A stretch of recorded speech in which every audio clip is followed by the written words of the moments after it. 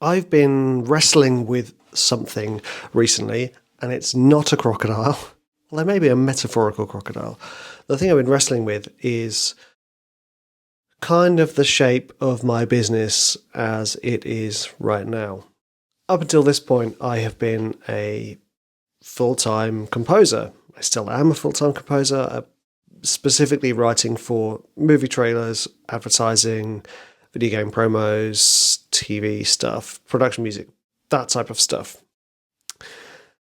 And of late, there has been something bubbling. It's been bubbling for a while.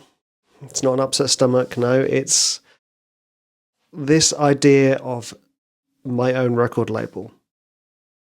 And I started this. I started producing music for this label where I just wrote albums that I liked and I released them and kind of just did that and have been doing that for some time now. But I heard something on the Mel Robbins podcast. I'm really terrible at names. I forgot the guy's name.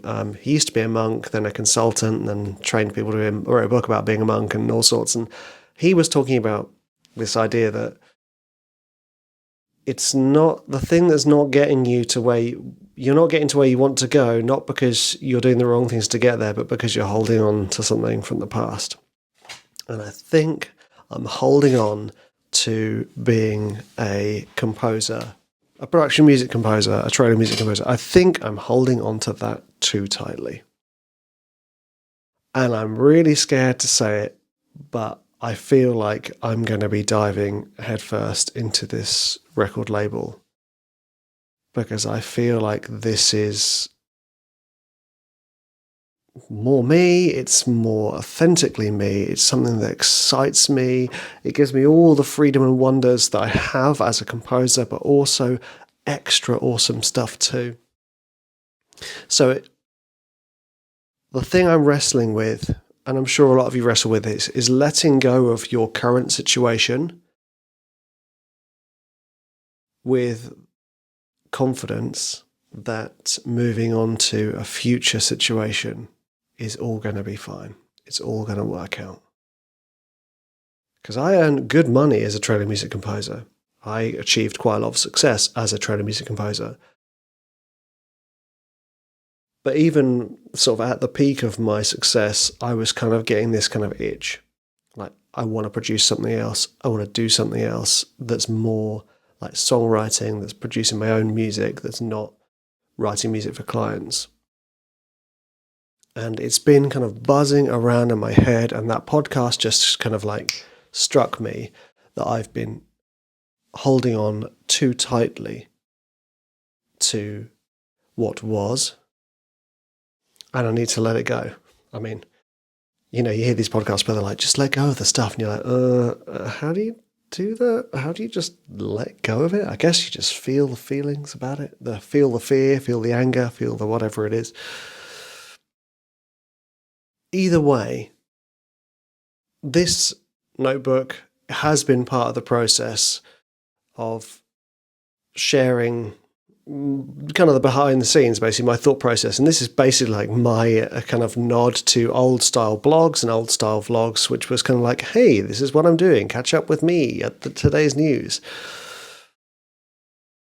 And I think I'm going to go for it. I mean, I'm only tentatively doing this because this is like a secret channel that I'm not really sharing with anybody, and it's more just like me getting stuff off my chest and talking about stuff and writing. You just, like I said, behind the scenes.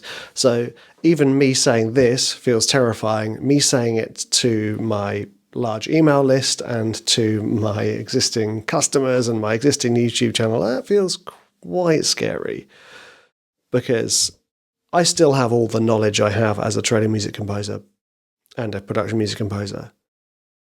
But my shift is that I'm going to be building a record label.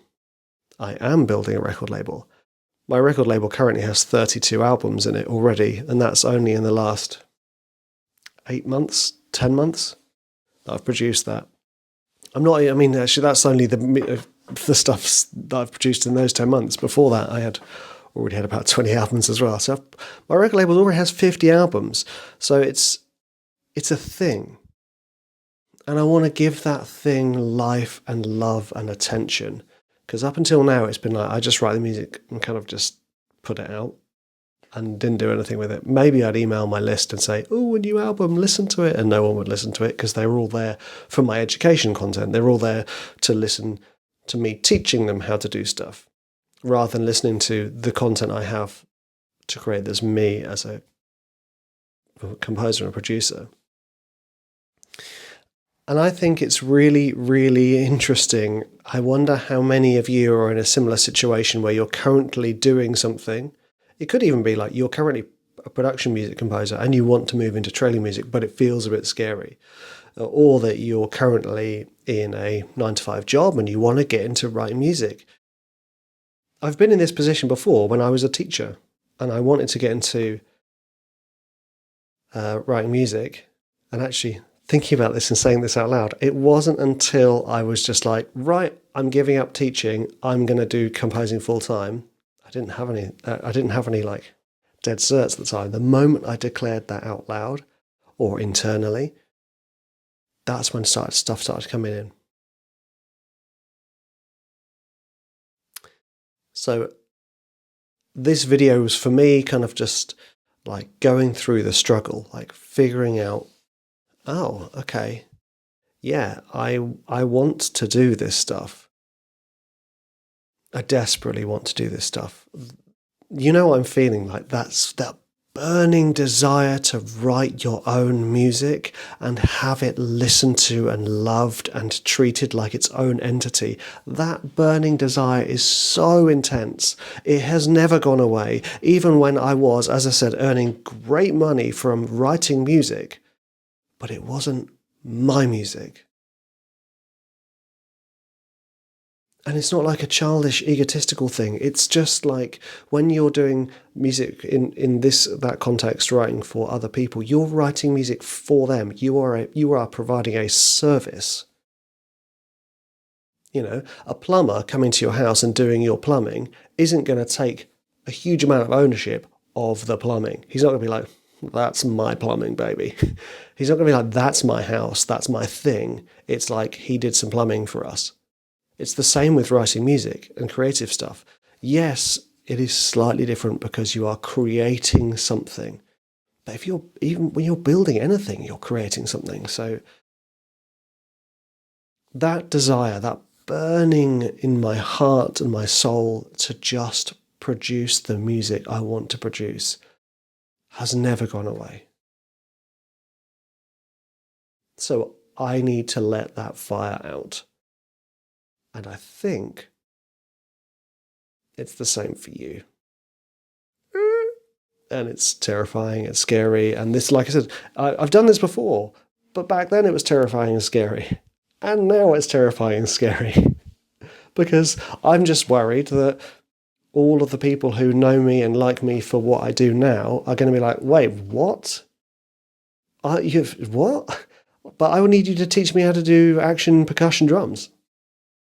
Or I need you to teach me how to like mix my tracks. Yeah, I can do that. And I will be carrying on my mentorship program, which is really important. It's where I take on like 8 people for 3 months to mentor them to become better producers for their own goals. You know, build their confidence, build their portfolios, and just improve their speed and confidence in writing. That I still will do. And yes, I still have my courses and stuff like that, but my mindset has shifted. I am building a record label. That is what I am doing. Right, I'm really grateful to all of you, none of you, whoever of you watching and listening to this. You're awesome, and I'll see you in the next one.